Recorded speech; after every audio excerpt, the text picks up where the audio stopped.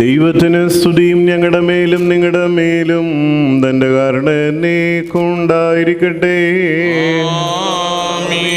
വിശുദ്ധ മത്തായി ശ്ലീഹ എഴുതിയ സുവിശേഷത്തിൽ നിന്നും.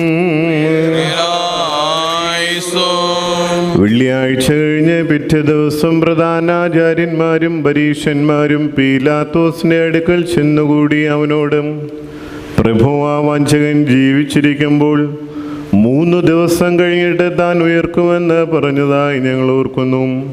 അതുകൊണ്ട് അവൻ്റെ ശിഷ്യന്മാർ വന്ന് രാത്രിയിൽ മോഷ്ടിച്ചിട്ട് മരിച്ചവരുടെ ഇടയിൽ നിന്ന് ഉയർത്തു എന്ന് ജനത്തോട് പറയുകയും ഒടുവിലത്തെ വഞ്ചന ആദ്യത്തേക്കാൾ ദോഷമായി തീരുകയും ചെയ്യും.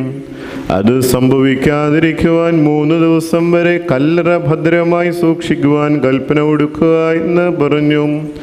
പീലാത്തോസ് അവരോട്, നിങ്ങൾക്ക് കാവൽക്കാരുണ്ടല്ലോ,